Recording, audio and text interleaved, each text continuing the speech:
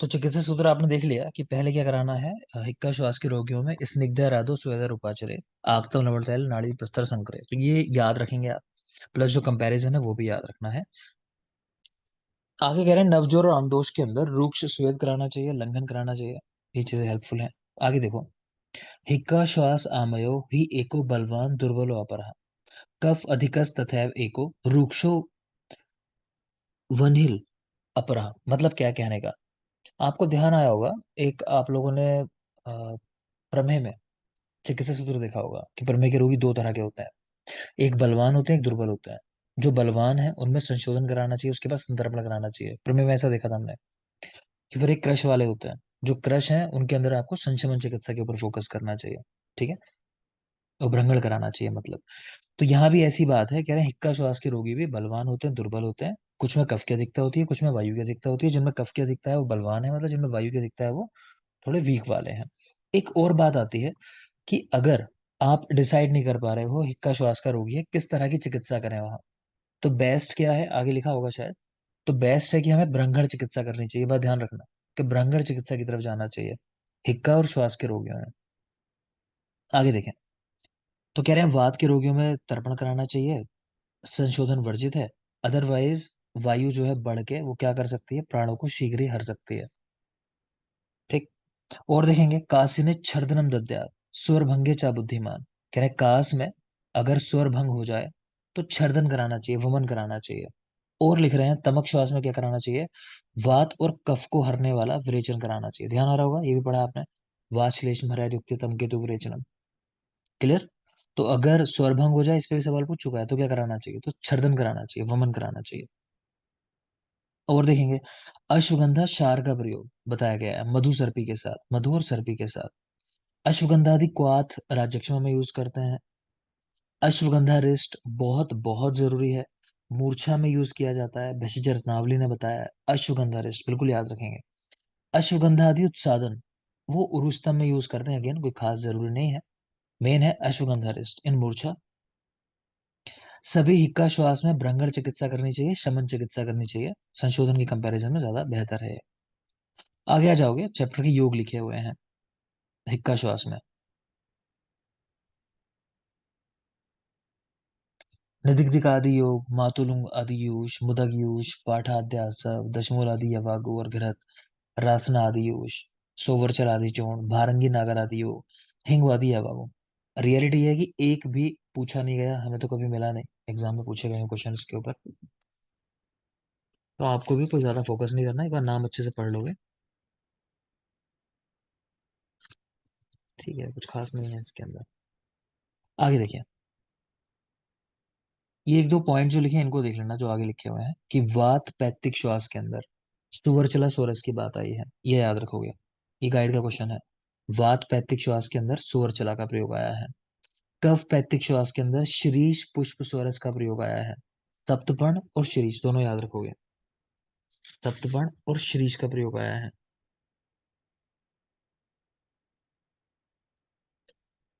ठीक है, तो वात पैत्तिक श्वास में सुवरचला, कफ पैत्तिक श्वास में शीरीष पुष्प स्वरस और सप्तपर्ण। इसी का 5 क्वेश्चन कर लोगे सुचिता से, चिकित्सा के 5 क्वेश्चन बेटा। अच्छा सर।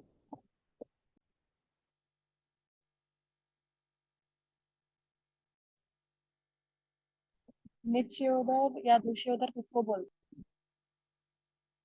निचोदर और हैं? दुष्योदर मतलब जो अधोभाग रहता है। कौन से उदर रोग को बोलते हैं? अच्छा, और छिद्रोदर। सन्निपातोदर। सन्निपात। निचोदर, अच्छा अच्छा अच्छा। हाँ हेलो, आवाज आ रही है? हाँ, आ रही है आ रही है। गमने अशक्ति दौर्बल्यम किसका लक्षण है और किसने बोला है? क्या क्वेश्चन रिपीट कीजिए। गमने अशक्ति दौर्बल्यम किसका लक्षण है और किसने बोला है?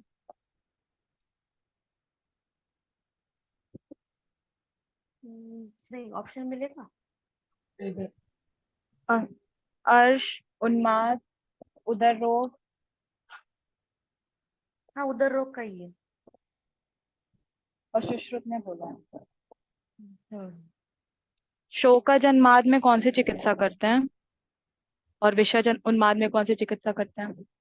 विशेष उन्माद में आते हैं और संशमन बाद में, और दूसरा कौन सा क्या पूछा बोला आपने? आपने? आवाज आपकी फंस रही है। विषज विश उन्माद और शोकाज हाँ, उन्माद में कौन सी चिकित्सा? विशेष उन्माद में संशोधन कराते हैं, और शोकज उन्माद में वो जो कौन सी चिकित्सा है, शोकज उन्माद में सांत्वना चिकित्सा, और हाँ, विषज सांत्वना उन्माद चिकित्सा। विषज उन्माद में संशोधन और विषनाश चिकित्सा।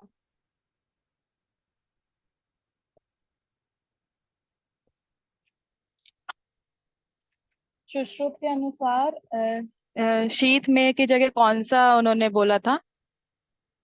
शीत में की जगह दूसरा कोई बोला था ना प्रमेय में? शीत में अलाल, अलाल में, हाँ। फेन में। फेन में। लाला में की जगह लवण में बोला था। सुचिता दंती रिविज हरितकी में। हाँ, सुचिता बेटा रिवीजन बढ़ाओ। क्वेश्चन हाँ अटक सर। रहे हैं, बिल्कुल अटक रहे हैं। हाँ, इशिका और क्वेश्चन पूछ रहे थे, पूछो बेटा। दंती हरितकी में कितनी हरितकी और कितना प्रस्थ विरेचन होता है? 25 हरित की और एक प्रस्थ विरेचन होता है। सही। सर हो चलो, गया। ठीक है, देखो आगे फिर वापस। तो वात पैत्तिक श्वास के अंदर सुवरचला, ये देखा हमने, इसका प्रयोग कराते हैं, याद है ना, वीपी सुवरचला। और कफ पैत्तिक श्वास के अंदर श्रीश और सप्तपर्ण का प्रयोग है। ठीक है, कफ पित्तज के अंदर श्रीश और सप्तपर्ण देख लेना। आगे चलिए, मनाशिलादि घृत का प्रयोग बताया गया है। मनाशिलादि घृत, तेजोवत्यादि घृत, शट्यादि योग, मुक्ता आदि चूर्ण। देखो यही कुछ योग हैं जो जरूरी हैं, इनमें भी मुक्ता आदि चूर्ण काफी जरूरी है, इसको ध्यान से देखना। बाकी यहाँ देख पा रहे हो, एक मनाशिलादि लेप होता है, वो सूत्र में यूज होता है। मनाशिलादि धूम है, वो कास में यूज होता है। इन दोनों को भी याद रखो, ये दोनों भी जरूरी हैं। ठीक है, तो वात पैत्तिक श्वास सुवरचला, कफ पैत्तिक श्वास श्रीश पुष्प स्वरस सप्तपर्ण।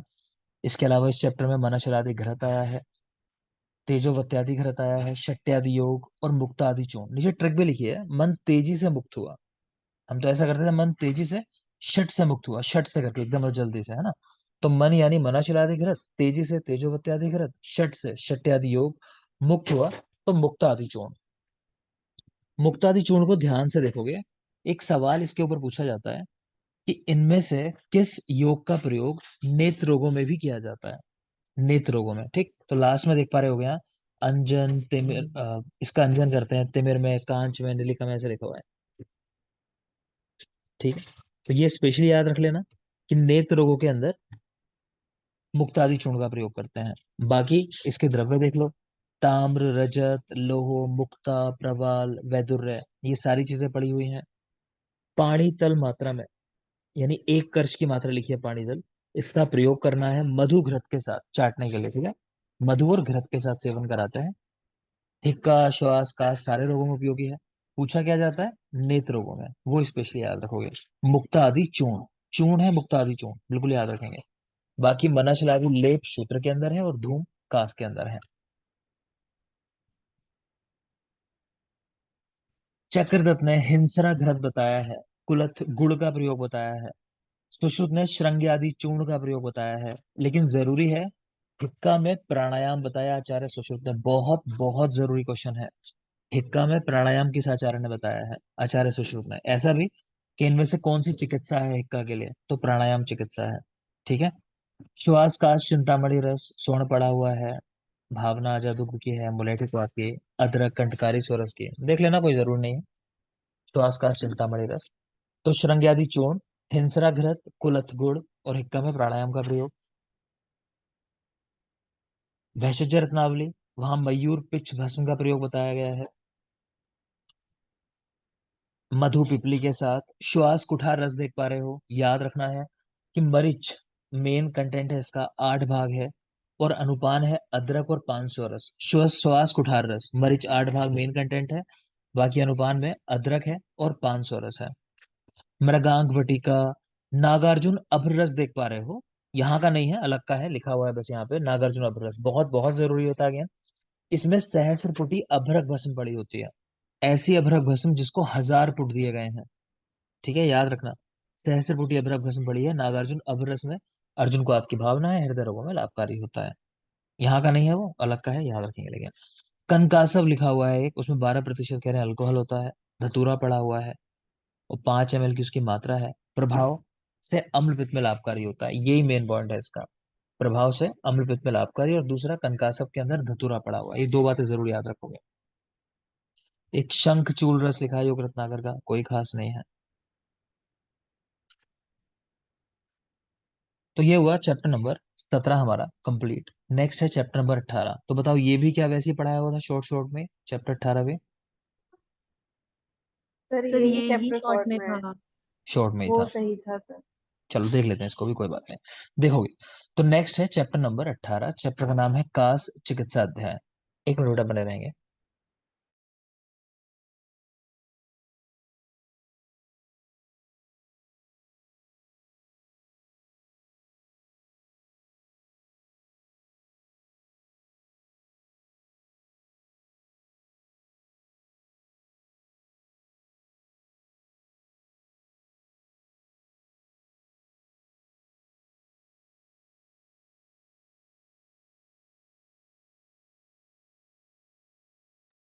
हम्म।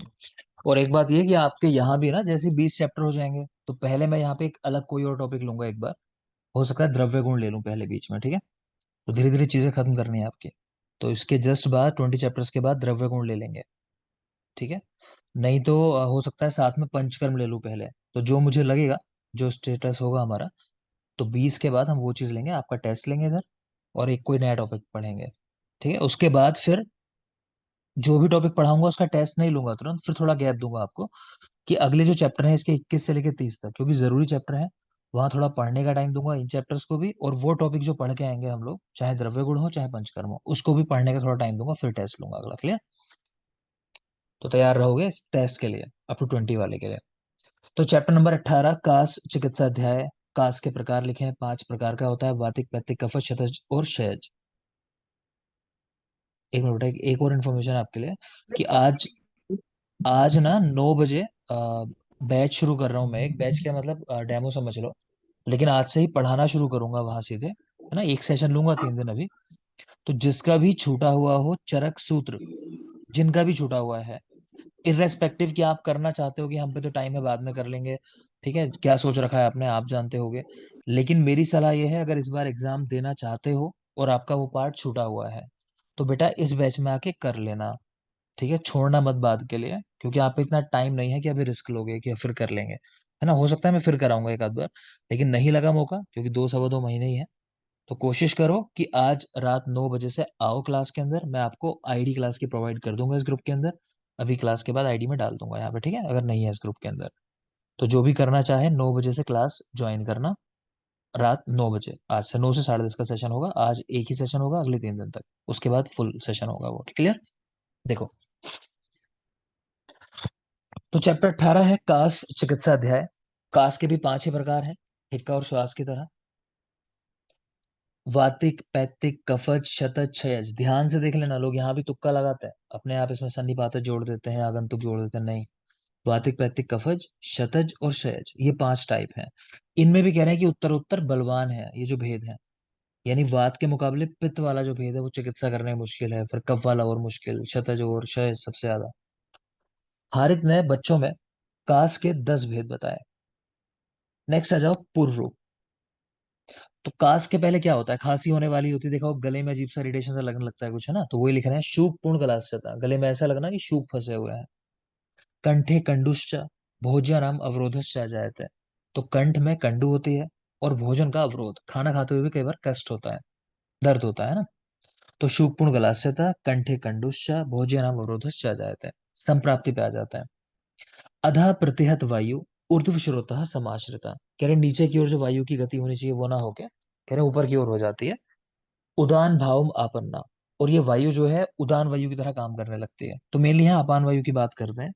कि अपान वायु का वेग नीचे की ओर होता है, कि वो ऊपर की ओर वाला हो जाता है, उदान वायु की तरह काम करने लगती है।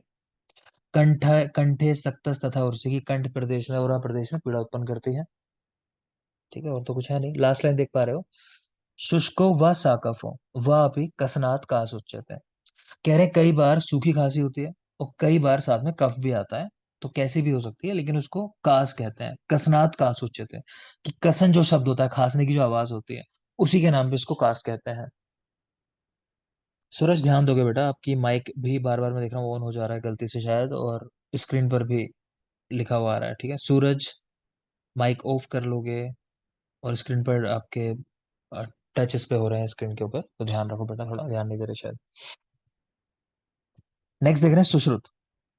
प्राणो ही उदानानुगता प्रतुष्टा संभिन कास्य स्वर्ण तुल्य घोषा नृति वक्रात सहसा सा दोषो मनीषी भी कास इति प्रतिष्ठा। कह रहे हैं कास क्या होता है? प्राणो ही उदानानुगता प्रतुष्टा, कह रहे हैं प्राणवायु उदान की तरह काम करती है, यहाँ इस तरह लिख रहे हैं। हिंदी पढ़ देता हूँ। देखो, चरक वाले श्लोक में मैंने आपको बताया था कि आधा प्रतिहत वायु जो है वो ऊपर की ओर वेग वाली हो जाती है।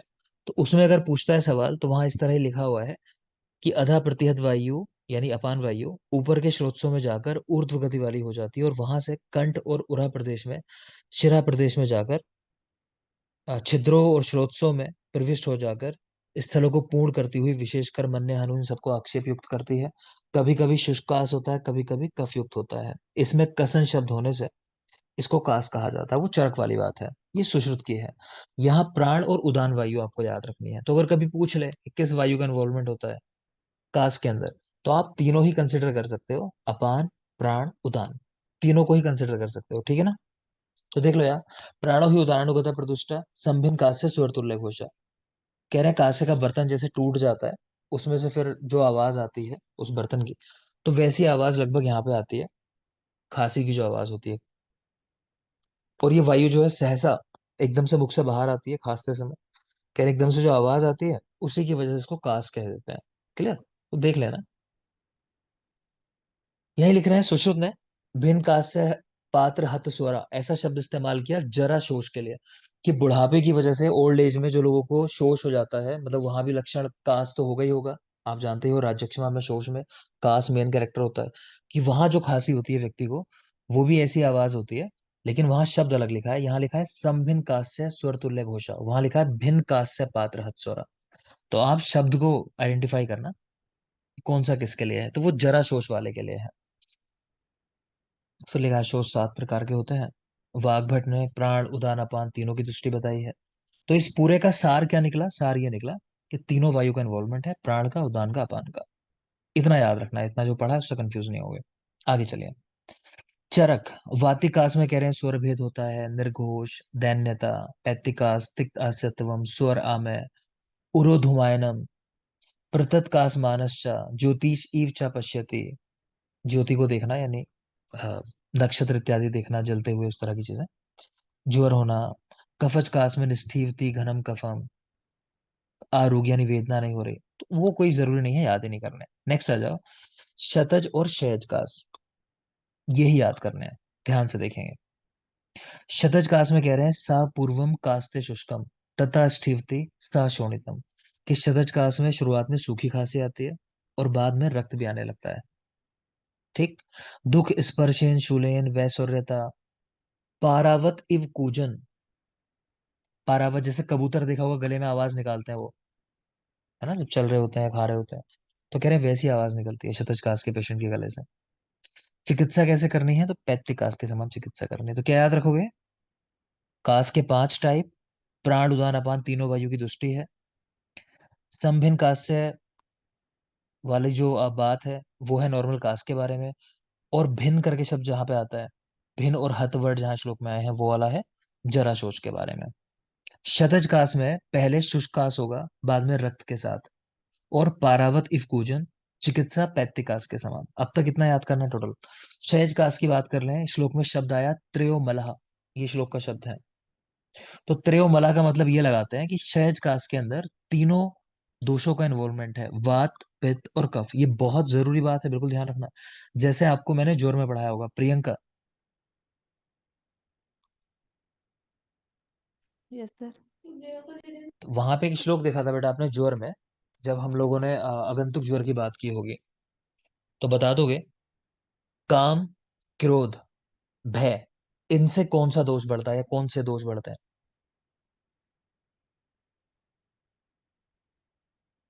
अच्छा, क्रोध से कौन सा बढ़ता है पहले बताओ, क्रोध।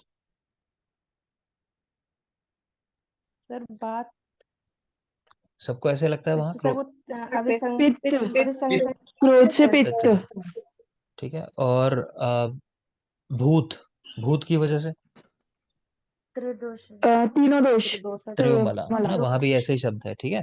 तो वही चीज है, वैसे यहाँ भी है।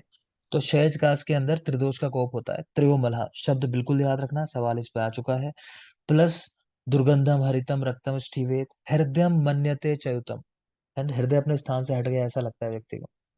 बहवाशी बहुत जरूरी है, अगेन दोनों कैरेक्टर बहुत जरूरी है, हृदय अपने स्थान से हट गया और वहवाशी।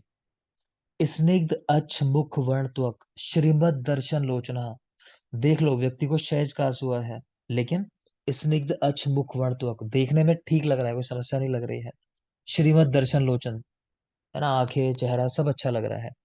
पाणिपात तले लक्षण सतत आयुष को घृणी, तो पाणिपात तल जो है उसके लक्षण है, और सतत आयुष को घृणी मतलब सब चीजों में दोष देख रहा है, उस तरह का व्यक्ति हो जाता है। ज्वर मिश्र आकृत से पार्श्व रुख पीनस आरुचि, तो मिश्र टाइप का ज्वर हो रहा है मेरे जो लक्षणों वाला, क्योंकि तीनों दोष है, ठीक है। पार्श्व रुख है, पीनस है, अरुचि है।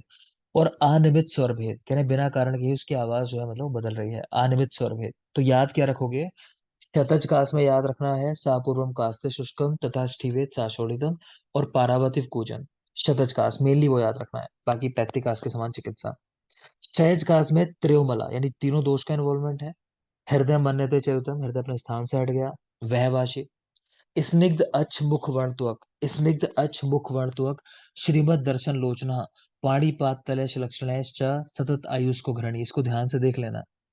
ऐसा ही आपको पढ़ाया होगा मैंने जब ग्रहणी विकार पढ़ा होगा आपने, कफज ग्रहणी में देखा होगा कि व्यक्ति देखने में जो है उसका वजन वगैरह सब कुछ ठीक ठाक है, लेकिन बल नहीं होता शरीर के अंदर, तो वहां भी इस तरह का एक पॉइंट आया है, तो वो जरूरी है। और अनियमित स्वर भेद यहाँ देख पा रहे हो, वहवाशी कैरेक्टर बता रखा है और कहाँ कहाँ मिलता है। तो सहज का यहाँ ही देख पा रहे हो, मुखमंडी का, ठीक है, मुखमंडी का नामक बाल ग्रह है, उसके अंदर पिशाच ग्रह में, भूतोन्माद में और स्थूल प्रमेय ही, वहां भी वहवाशी लक्षण मिलता है। साध्यता, साध्यता लिखिए, याद ही नहीं करने, अगर देख लो वात पित्त कफ साध्य है, शतज और सहज वाले कह रहे हैं यहाँ पे भेद होता है। ये मत देखो आप, कंफ्यूज ही करेगा। मेन पॉइंट देखो लास्ट में जो लिखा है, ये याद रखना है कि वृद्धावस्था में अगर कास हो जाए तो वो याप्य होता है, तो ओल्ड एज का कास ठीक नहीं होता, वो याप्य होता है, याद रखेंगे। काश चिकित्सा में योग लिखे हैं फिर, चित्रक आदि है, रासना घृत, मनः शिलादि धूम, त्रयुष्णाद्य घृत, अगस्त्य हरित की, पिप्पल आदि घृत और कंटकारी घृत। इनको याद करने की ट्रिक लिखी है, चित्रकूट के रास्ते में मनु को 3 हरे पिल्लों ने काटा। चित्रकूट जा रहा होगा मनु, तो रास्ते में 3 हरे पिल्लों ने काट लिया। तो चित्रकूट यानी चित्रकादिल है, रास्ते में रासना घृत, मनु को मनाशिलादि धूम, 3 हरे पिल्लों ने, त्रयुष्णाद्य घृत, हरे यानी अगस्त्य हरित की, पिल्लों ने काटा पिप्पल आदि घृत, वो काटा यानी कंटकारी घृत। तो घृत ही है मेनली, मनाशिलादि धूम है बस, ठीक है। अगस्त्य हरित की देख पा रहे हो, काश्यप ने वातिक हलीमक में बताई है, वातिक हलीमक में। एक पिप्पल आदि घृत है, वो आत्रेय ने बताया है, आत्रेय भाषितम पिप्पल आदि घृत। तो चित्रकूट के रास्ते में 3 हरे पिल्लों ने काटा। और कुछ लेह लिखे हैं, दुरालभ आदि ले, दुस्पर्श आदि ले और विडंग आदि ले। ट्रिक लिखी है उसके लिए भी, लो दुर्लभ दुस्पर्श विडंग, किसी को दे रहे हैं, बड़ा मुश्किल है कि वो पाना, कि लो दुर्लभ दुस्पर्श विडंग। लो यानी लेह है सारे, दुर्लभ यानी दुरालभ आदि, दुस्पर्श आदि और विडंग आदि ले। खदिर सार का प्रयोग सवाल आ चुका है, कहाँ करते हैं, तो काश चिकित्सा में खदिर सार का प्रयोग याद रखना, खदिर सार काश चिकित्सा में। कफज कास की चिकित्सा, पित्त वाले में कुछ खास है नहीं बेटा, तो लिखा भी नहीं है। कफज कास की चिकित्सा लिखी है, कुलथ आदि घृत, दशमूल आदि घृत, कंटकारी घृत, ठीक है। तो ट्रिक इसकी, कुल 10 बार काटा। हम ऐसे याद रखते हैं कि वातिकास में एक ट्रिक देखी थी कि चित्रकूट के रास्ते में मनु को 3 हरे पिल्लों ने काटा, है ना। फिर यहाँ याद रखते हैं कितनी बार काटा, कुल 10 बार काटा। तो कुल यानी कुलत्थादि घृत, 10 बार तो दशमूल आदि घृत, काटा यानी कंठकारी घृत, तो कुल 10 बार काटा। नेक्स्ट आ जाओगे शतजकास। आप्यायिक चिकित्सा करते हैं, इमरजेंसी ट्रीटमेंट करना है ना। किसी को सोचो शत हुआ है, चोट लगी है, तो वहां तो इमरजेंसी करनी पड़ेगी ना। तो आप्यायिक चिकित्सा। तृण पंचमूल से सिद्ध किया हुआ अजा का दुग्ध दे रहे हैं, क्योंकि शीतल होता है अजा दुग्ध, रक्त पित्त में काम करता है अच्छा, तो वहां रक्त निकल रहा होगा, शत हुआ है, इंजरी हुई है, तो तृण पंचमूल से सिद्ध किया हुआ अजा दुग्ध दे रहे हैं। कुलिंग अंडरस। और कह रहे हैं लोहे का गोला दुग्ध में भुजाकर उस दुग्ध का प्रयोग कराना है। लोहे को तपाओ, उसको दूध में बुझाओ फिर, और उस दूध का प्रयोग करने की बात कर रहे हैं। देख लेंगे, कोई खास नहीं है। सहज कास पे आ जाइए। कास मर्द आदि घरत, द्यू पंचमूल आदि घरत, पद्मक आदि लेह, गुरुच्य आदि घरत, हरित की लेह। ट्रिक लिखी है कि हम उम्मीद कर रहे हैं कि काश दोनों पंचों के पैर गड्ढे में गिर के हरे हो जाते हैं, कि हम चाह रहे हैं, पंचों को पसंद नहीं करते कि वो गिर जाए गड्ढे के अंदर। तो काश यानी कास मर्द आदि घरत, दोनों पंच तो द्यू पंचमूल आदि घरत के पैर पद्म तो पद्मक आदि लेह, गड्ढे में गिर के गुडुच्य आदि घरत हरे हो जाते हैं, हरित के लेह। आगे जो पॉइंट लिखे हैं इनको मत देखना आप, ये कोई जरूर नहीं है। फिर से एक बार बोल रहा हूँ। वातिक कास में आपने देखा, चित्रकूट के रास्ते में मनु को 3 हरे बिल्लों ने काटा, तैतिक में कुछ नहीं था। कफज में देखा, कुल 10 बार काटा। शतज में आत्यायिक चिकित्सा मेन बात है। शहज कास के अंदर कि काश दोनों पंचों के पाद गड्ढे में गिरकर हरे हो जाते हैं, यानी पैर गड्ढे में गिर के हरे हो जाते हैं। और देख लेंगे, कुछ लेह भी आए हैं, जीवंत आदि लेह, द्राक्ष आदि लेह, चित्रक आदि लेह। ठीक है, यहाँ पे ट्रिक लिखी है, जीवन ने द्राक्षा के चित्र लिए, तो जीवंत आदि लेह, द्राक्ष आदि लेह और चित्रक आदि लेह।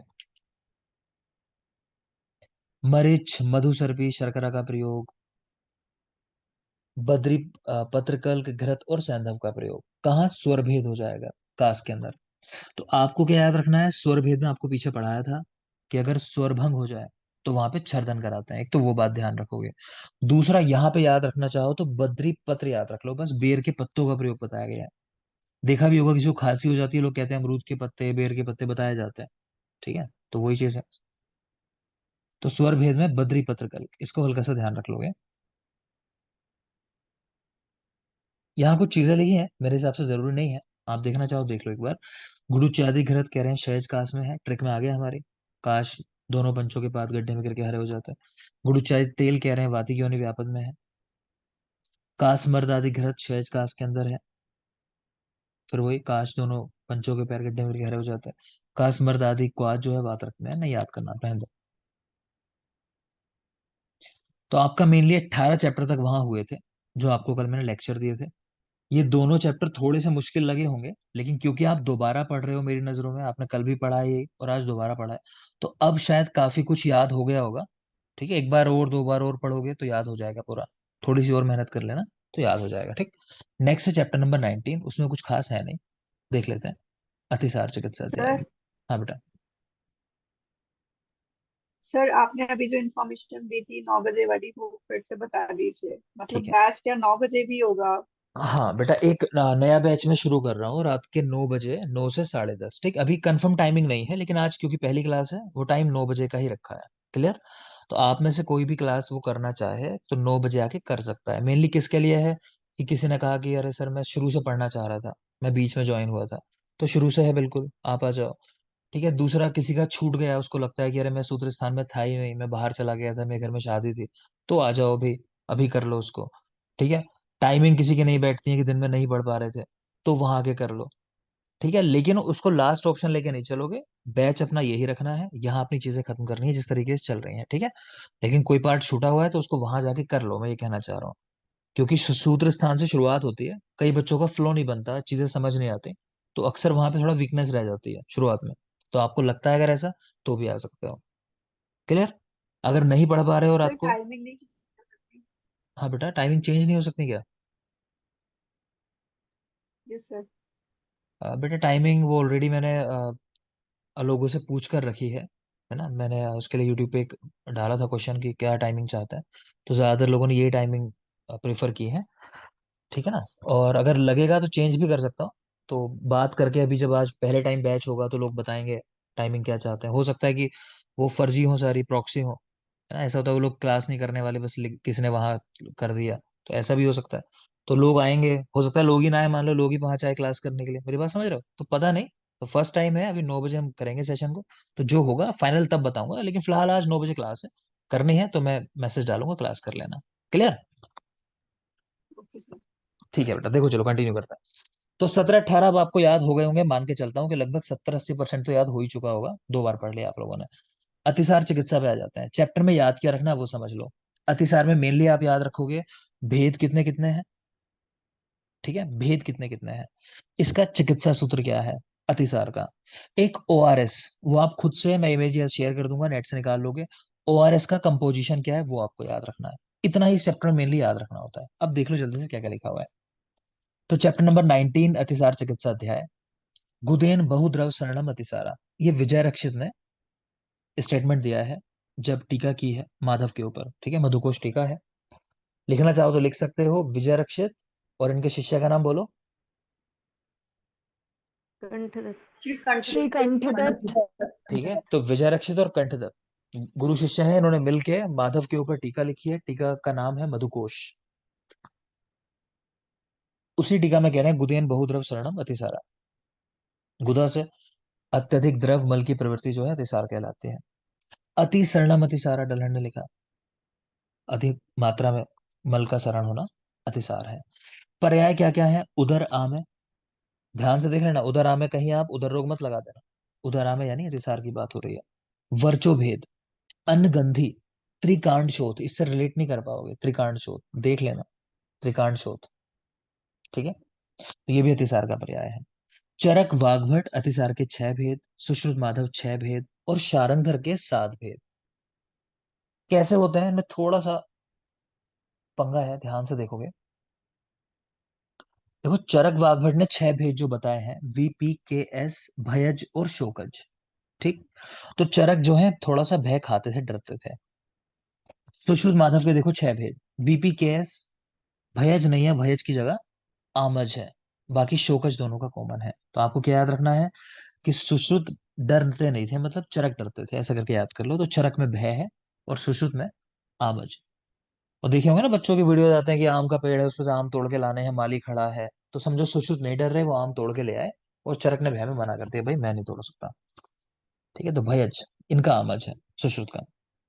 शारंगधर की बात करें, उन्होंने दोनों के भेद मिला दिए, तो टोटल 7 हो गए उनके। तो वीपी कैस, आमज, भयज और शोकज। रिसेंटली इस पे सवाल आया हुआ है इस पॉइंट के ऊपर कि किसने आमज भेद माना या फिर ऐसा किसने भयज भेद माना, तो ध्यान से देख लेना, याद करना है आपको इसलिए, ठीक है। चरक वाग्भट का भयज है, सुशील माधव का आमज है। चरक सिद्धि 8 के अंदर, यानी जहां हम पंचकर्म पढ़ेंगे, तो वहां आप देखोगे उपद्रव युक्त अतिसार के 36 भेद बताए गए हैं, ठीक है, कि 36 अतिसार ऐसे हैं जहां कॉम्प्लिकेशंस होते हैं, मतलब। तो उपद्रव युक्त अतिसार के 36 भेद। वाग्भट अतिसार के 2 भेद बताए, साम और निराम, ठीक है। जो अर्ली स्टेज होती है ना अतिसार की, वो साम वाली होती है, वहां आम का इन्वॉल्वमेंट होता है। इसीलिए जैसा आपने रक्तपित्त में पढ़ा होगा कि शुरुआत में रक्तपित्त में जो रक्त है उसको रोकना नहीं चाहिए, आपने अर्श में भी पढ़ा है अगर आपको ध्यान आ रहा हो कि शुरुआत में रक्त को रोकना नहीं चाहिए, है ना। तो ऐसा मानते हैं कि वो दोष वाला रक्त है, तो उसको रोकना नहीं चाहिए, है ना। या कह लो कि आम है वहां भी साथ में, तो रोकना नहीं चाहिए, सेम यहाँ भी है। अतिसार जब शुरुआत होती है तो मल को रोका नहीं जाता, हम ये मान के चलते हैं कि आम है उसका पाचन कराना है, और ये बहुत जरूरी बात है, इसके ऊपर सवाल बनते हैं एग्जाम में, आगे पढ़ेंगे चिकित्सा सिद्धांत में। तो साम और निराम, मीटिंग कहाँ चल रही है, कहाँ बातचीत चल रही है, हिमवतः पार्श्व, हिमालय के पार्श्व में, ठीक है। शिवांगी, चरक संहिता में कुल कितने देशों का उल्लेख है? 4। और कोई? सात। ये मुस्कान सही हाँ बता रही है लेकिन कंफ्यूजन में है, 14। ठीक है, 14। 14 ही है। ठीक है, तो 14 देश बताए गए हैं चरक संहिता के अंदर। ये क्या है, ये जगह जगह जो आप नाम देखते हो, कहीं हिमवता पार्श्व है, कहीं पंचगंगे, तो वो लोगों ने काउंट कर लिया कि कितने अलग अलग क्षेत्र बताए गए हैं, ठीक है, तो 14 देश हैं टोटल। क्लियर? तो हिमवता पार्श्व, यहाँ एक शब्द आया है। गाय का मांस खाने से लोगों को अतिसार हुआ था पहली बार, तो हम याद रखते हैं गाय का मांस कैसा होता है, गुरु, अभिषंदी और आ साथ में, ठीक कर लोगे, आ साथ में शब्द है यहाँ पे, आ साथ में गौ करके हम याद रखते हैं, GAU, गुरु, आ साथ में और उष्ण, ठीक है। गुरु आ साथ में और उष्ण, ठीक है, उष्ण भी है, सही है। तो गुरु है, आ साथ में और उष्ण, तीन शब्द है, आ साथ में वर्ड ऐड कर लो है, आ साथ में नहीं लिखा हुआ है। गुरु आ साथ में और उष्ण होता है, ऐसा करना है। गाय का मांस, ठीक। तो गाय का मांस गौ होता है, GAU, गुरु आ साथ में उष्ण, ऐसा करके याद रखेंगे। नेक्स्ट देखो, पुरुषम द्रवीकृत्य अतिसाराय कल्पते हैं, कि पुरुष जो है द्रव के रूप में निकलता है, इसलिए अतिसार कहते हैं। सुश्रुत ने इसका कारण लिखा, संशम्य आपाम धातु अग्नि, कि धातु अग्नि जो है मंद हो जाती है, उसका संशमन हो जाता है, इसीलिए अतिसार होता है। अब इन्होंने जब कैरेक्टर बताए हैं तो दोनों बता दिए कि जब साम स्टेज होती है तब क्या होता है और निराम स्टेज होती है तब क्या होता है। तो ऐसा कहीं स्पेसिफिक आपसे पूछेगा नहीं, ध्यान से आप ऐसा याद कर लो कि वातिक अतिसार के लक्षण है, उस तरह देखेंगे हम लोग। तो विज्जलम आमम विप्लुप्तम अवसादी रूक्षम द्रवम सशूलम आम गंधेचा। तो विप्लुत अवसादी समझ आ रहा होगा, पानी में डूबने वाला मल है। वातिक पक्वतिसार हृष्टरोमा शुष्क मुखा भ्रष्ट बुधो मुहुर्मुहु विग्रथितम उपवेश्यते पुरुषम। तो वातानुग्रथित भी कहते हैं इसको, वात की वजह से गांठदार मल होता है, मतलब ऐसा। तो वातानुग्रथित एक नाम दे दिया। वाग्भट ने वातिक पक्वतिसार का लक्षण बताया, दग्ध गुणाभासम, इसको याद रखोगे। आप तो वातिक अतिसार करके याद रखो, वाग्भट ने वातिक अतिसार में कहा दग्ध गुड़ आभासम, ठीक है, जल जैसे गुड़ जल जाता है उस तरह का देखने में। और एक काम करोगे, इतना ही रखो आज के लिए, क्योंकि खत्म हुआ सेशन का टाइम। ब्रेक के बाद कर लो आज भी क्वेश्चन आंसर सेशन, क्योंकि हो सकता है फिर आगे से उसको मैं चेंज करूँ टाइमिंग या कुछ भी, नए सिरे से शुरू करें। तो ब्रेक के बाद मुस्कान, आप कराओ बेटा सेशन आज, ठीक है, क्वेश्चन आंसर वाला। क्या करोगे रिवीजन में? चलो मैं पूछता हूँ शुरू में आके, ब्रेक के बाद मिलो, पहले मैं पूछता हूँ रिवीजन कहाँ चल रहा है, पहले मैं करता हूँ कुछ क्वेश्चन, फिर आप आगे आप कंटिन्यू करना, ठीक है? 10 मिनट, थैंक यू।